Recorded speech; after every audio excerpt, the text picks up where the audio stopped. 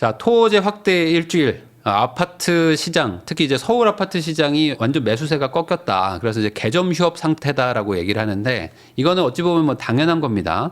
왜냐하면 토호제라는 거를 푼 것도 얼마 안 됐지만 다시 또 갑작스럽게 또 묶어버린 거예요. 그러면서 확대 재지정을 했기 때문에 이 지역에 살려고 했던 분들 입장에서는 순식간에 이거 뭐야? 갑자기 대응할 시간이 없었죠. 그러다 보니까 지금 이제 그 말 그대로 정책이 대규모로 광역기가 지금 펼쳐졌기 때문에 사람들이 지금 여기를 어떻게 접근할 방법을 지금 모르겠다. 한마디로 좀 당황한 상태다라고 보시면 될 것 같고요. 이 토어제의 특징이 이제 이건 법에도 나와 있지만 이 공포를 하고 나서 5일 뒤에 이게 지정이 되게 됩니다. 그러니까 그 5일간의 시간을 좀 둔 것도 사실 커요. 왜냐하면 이 재지정을 앞둔 그 5일 동안 강남구 아파트의 42%가 신고가를 찍었다. 뭐 이런 얘기들이 나오는데 그 5일 동안 또 살 사람들이 가서 또 막 샀어요. 그러니까 수요가 막 엄청나게 넘치는 시장은 아니잖아요, 지금.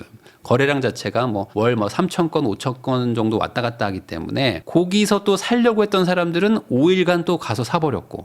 그러니까 어찌 보면 지금은 약간 개점 휴업이 당연한 상태가 아닐까. 라고 생각하는 게 맞겠죠. 자, 그런데 워낙 토어제를 급작스럽게 풀기도 했지만 급작스럽게 확대 재지정을 하면서 지금 다양한 부작용들이 나오고 있잖아요. 그 중에 하나가 지금 한남 뉴타운입니다. 한남 뉴타운이라고 해서 지금 뭐 삼성, 뭐 현대가 거기서 뭐 우리 디자인이 더 좋다, 우리 뽑아주세요 막 하고 있는 소위 말하는 한남동, 강북에서 한강을 남쪽으로 보고 있는 그 동네에 언덕배기에 지금 뉴타운을 만들고 있는데 뉴타운이라는 거는 소위 말하는 이제 빌라, 단독주택 아주 그 노후된 동네를 철거를 해서 재개발로 아파트를 만드는 거 아닙니까? 역설적으로 아파트만 토허제에 해당이 되니까 지금 요 한남 뉴타운은 토허제 대상에서 빠졌어요. 그러니까 지금 이게 어떻게 되는 거냐? 아니 여기는 지금 안 그래도 핫한 동네인데 지금 다른 지역을 다 묶어버렸네? 다른 지역들 아파트 다 사지 마. 근데 한남 뉴타운은 풀어준 꼴이 돼버린 거예요. 그러니까 이제 어떻게 됩니까? 다른 동네 살려고 했던 사람들도 아니 저 한남 뉴타운은 뭐 굳이 뭐 내가 별로 마음에 들진 않았어라고 하는 사람들이 만약에 있었다면은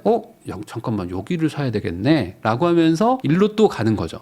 자, 거기다가 다른 동네 뭐 여의도, 뭐 압구정, 목동 이런 데들은 원래부터 토호제였거든요. 그러니까 풀어주지 않았습니다. 그러니까 다른 데 풀 때 우리는 안 풀어줘가지고 왜 우리 안 풀어줘? 라고 하면서 불만을 갖던 그 동네 분들은 다른 동네가 한 달 만에 다시 묶이니까 잠깐만 뭐 나쁘지 않네 이렇게 되는 거죠. 왜냐하면 대규모로 지금 강남 3구의 용산을 다 묶어버리니까 이제 목동이나 여의도 입장에서는 잠깐만 갑자기 우리 집들 막 보러 오네 하는 느낌을 받게 될 겁니다. 이제 그러니까 한마디로 또 상대적으로 또 수혜주가 또 되는 게 이런 동네인 거죠. 그러니까 이게 정책이 도대체 뭘까? 라는 생각이 계속 듭니다. 자, 차라리 팔아서 빚 갚겠다. 집값 뛰니까 강남 아파트 경매 취소 속출 뭐 이런 것들도 좀 나오고 있는데 그러니까 요즘에 뭐 강남에 경매가 뭐 쏟아집니다라고 얘기하시는 분들이 있지만 경매로 나올 수는 있거든요. 근데 이 낙찰가가 어떻게 되는지가 사실 중요한 거죠. 왜냐면은 경매를 당할 수는 있죠. 사람이 뭐 사업을 하거나 아니면 뭐 또 뭐 빚을 져가지고 망할 수는 있는 건데 그게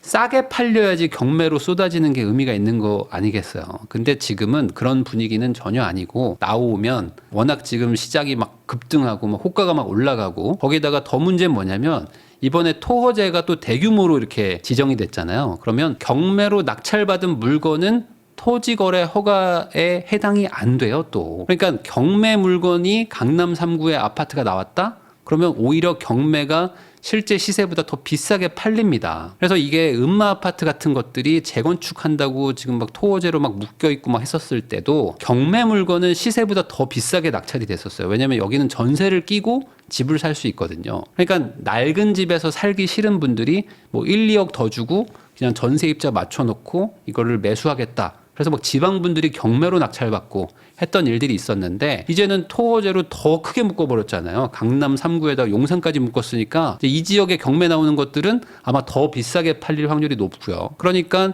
이런 것들을 이제 고려해가지고 경매 매물도 아마 줄어들겠지만 나와도 비싸게 팔리지 않을까. 그러니까 경매 쪽에서 좀 싸게 사볼까라는 생각은 좀 잘못된 거라고 보시면 될 것 같아요. 자, 토호제가 지금 풀렸다가 다시 묶이니까 완전 골치 아픈 지역들이 좀 생겼어요. 뭐냐면은 이 중간에 풀리면서 원래 토지거래 허가구역으로 묶여있던 상태에서 집을 사신 분들은 실거주 의무도 있고 기존 집을 매각해야 되는 그 의무가 두 가지가 있었거든요. 근데 이게 해제가 돼버리면서 소급 적용 개념으로 같이 없어져 버렸습니다. 그러니까 예전에 원래 의무가 있는 걸 알고 샀음에도 풀렸으니까 나는 이제 의무가 없어진 거죠. 해방됐는데 다시 묶어버렸잖아요. 그러니까 다시 묶었으니까 어떻게 해야 되지? 나 원래 이거 빨리 중간에 어떻게 하려고 그랬는데 다시 묶어줬네? 그래서 한번 풀렸다가 다시 묶인 분들은 그 의무가 없어진 게 맞대요. 근데 여의도 뭐 아니면 압구정 뭐 이런 데들처럼 원래도 묶여 있었는데 안 풀리고 계속 지금 쭉 간 곳들, 이런 곳들은 여전히 그 규제 의무가 있는 겁니다. 그러니까 되게 복잡해졌죠. 그러니까 이것도 한번 잘 알고 하셔야 돼요. 그러니까 내가 의무가 있는지 없는지 이런 것들을 좀 구청에도 좀 물어보셔야 되고, 뭐 언제까지 집을 팔아야 되는지도 구청마다 막 다 다릅니다. 이런 것들 잘 알아보지 않으시면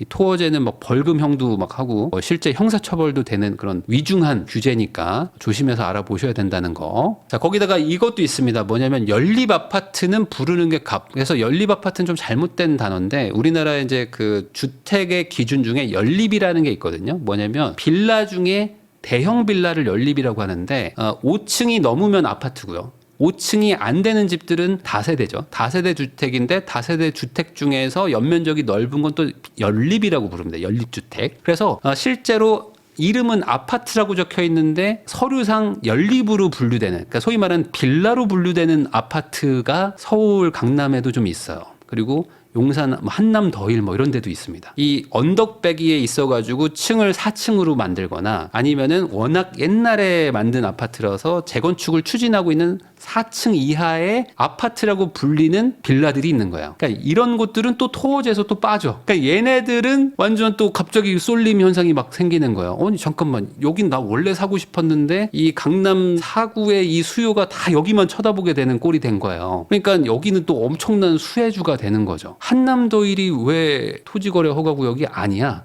라고 생각하면 여러분들도 이해가 안 되실 거잖아요. 근데 이게 다 아파트만 묻겠다라고 한 거에 어찌 보면 또 약간 좀 빠져나가는 그런 구멍이 생긴 거죠. 한남더일도 5층인 동이 있고 4층인 동이 있고 막 이러거든요. 그러면 5층인 동은 또 토어제고 4층인 동은 또 토어제가 아니고 막 이렇게 지금 된다고 합니다. 그러니까 이게 뭘까? 그러다 보니까 지금 이게 토어제 기준도 좀 애매하고 대규모로 하다 보니까 막 빠져나가는 것들도 있는데 결국에 이런 것들도 이제 소문이 나겠죠. 소문이 나면은 사람들이 저거 사러 가야 되겠다라고 하면서 막 또 올라갈 겁니다. 그러면 아마 추가 규제를 하지 않을까.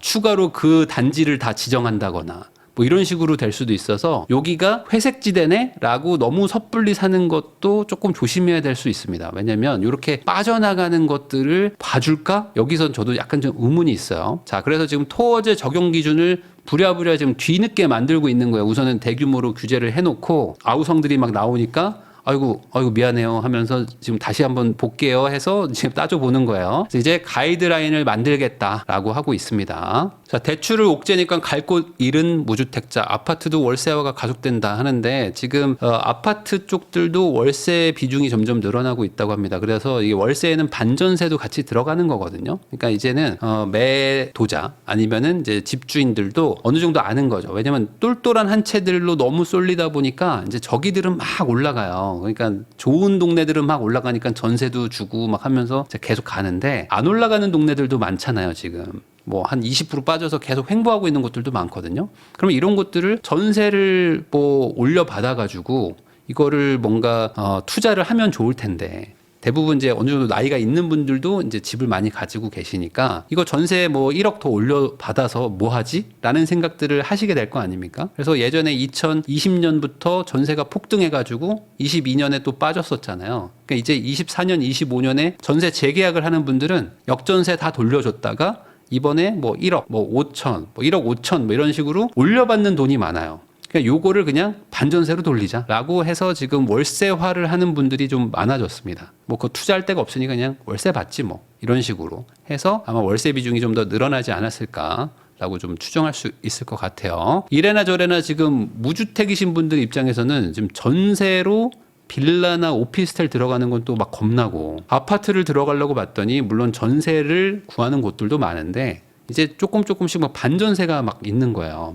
그러니까 여기로 가면 이 전세 대출보다 조금 더 비싸게 주고 들어갈 수밖에 없는데, 이제 물건이 없다면 이제 그런 데로 들어가는 거고, 올전세 있죠. 올전세 매물들이 요즘에 좀 많이 사라지고 있는 것들을 체감하는 분들이 좀 있을 겁니다. 아까 토어제 얘기하다가 또 이제 이런 것들도 있어요. 뭐냐면은 타워 팰리스, 여러분들 아시죠? 타워 팰리스는 1차에도 있고 2차였나? 2차에도 아마 있을 건데 오피스텔이 있습니다. 그러니까 같은 동인데 저층은 오피스텔이고 위에는 또 아파트가 있어요. 그래서 같은 동 안에도 이 오피스텔 파트는 토지 거래 허가 구역이 아니야. 근데 여기 위에 또 뭐 십몇 층부터는 아파트거든요. 그럼 여기는 또 토지예요. 이제 오피스텔을 또 사야겠다라고 하는 사람들이 지금 이제 좀 있으면 좀 나타날 겁니다. 왜냐하면 너무 대규모로 묶어버렸어요. 지금 거기다가 9월에 해제할 수도 있다라고 얘기했지만 반대로 집값이 상승할 경우 추가 규제할 수도 있다까지 얘기를 해놨잖아요. 그러니까 9월에도 안 풀릴 가능성이 만약에 있다면, 그러면 너무